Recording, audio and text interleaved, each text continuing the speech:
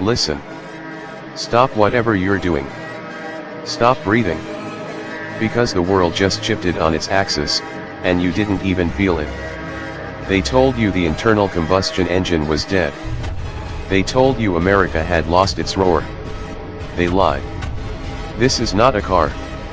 This is a declaration of war. The 2026 Chevrolet Corvette. And what I'm about to tell you is not for the casual fan. This is VIP. This is the blood pact between asphalt and adrenaline. Forget everything you thought you knew about the Stingray. Forget the mid-engine revolution.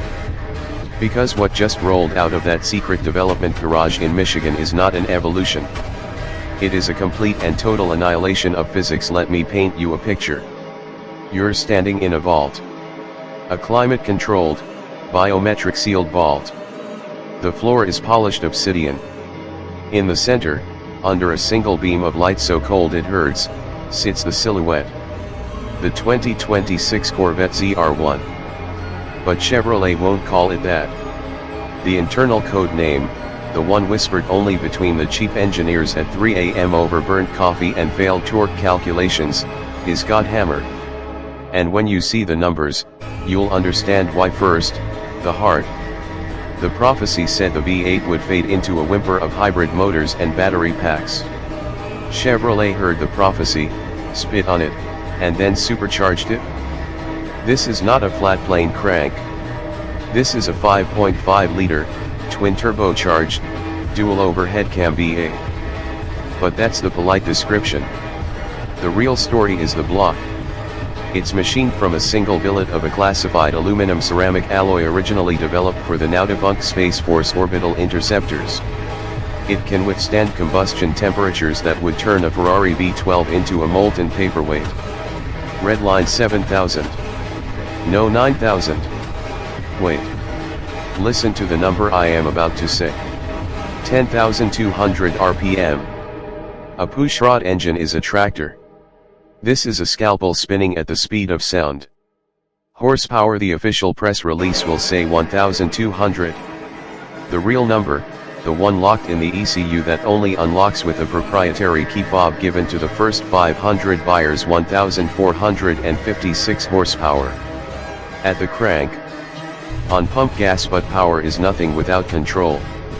And this is where the VIP information gets terrifying. The 2026 Corvette has no steering wheel. No, I didn't stutter. The yoke is gone.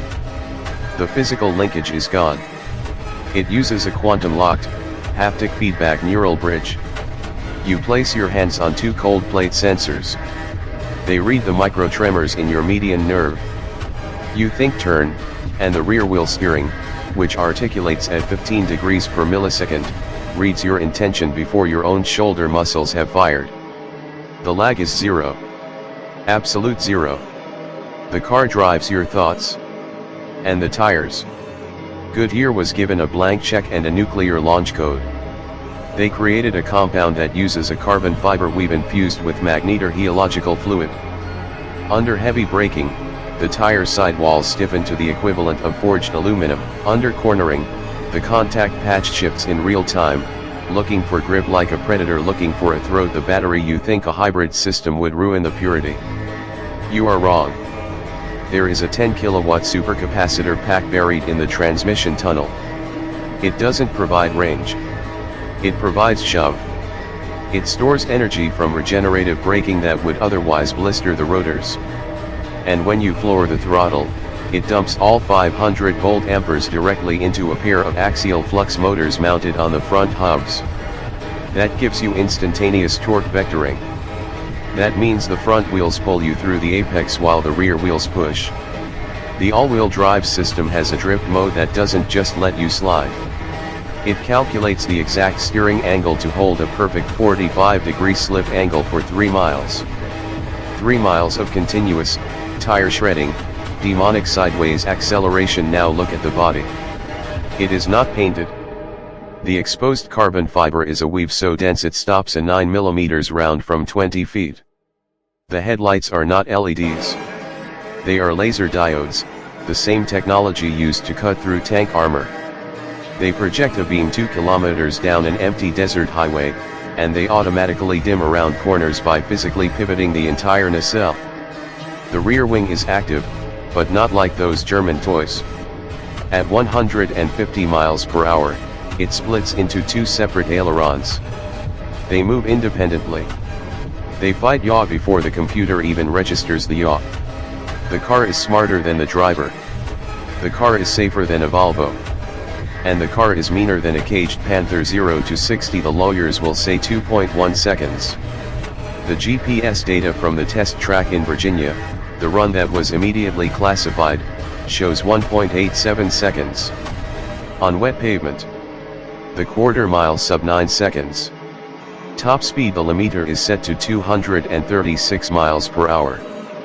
But an engineer who will remain nameless told me, and I quote, "We pulled the fuse at 267 because the tires started to resonate with the Earth's magnetic field." That is not a typo. The car touches the planet's magnetic field. They are building exactly 250 units of the Godhammer spec. Each one costs $385,000. They are already sold. Every single one. To people whose last names are on hospitals and military bases. But here is the most shocking part. The one thing they don't want you to know. The 2026 Corvette is illegal. Not the car. The experience. The neural interface bypasses every single driver assist mandate coming in 2027. It cannot be sold in the European Union. It cannot be registered in California after next spring. This car is a rolling felony. A farewell middle finger to every regulation, every safety board, every whisper that said the good times are over. The 2026 Corvette is the last true American muscle car. And it is a monster. If you hear one on the road, pull over. Turn off your engine. And pray. Because God just left the building. And he's driving a Chevy.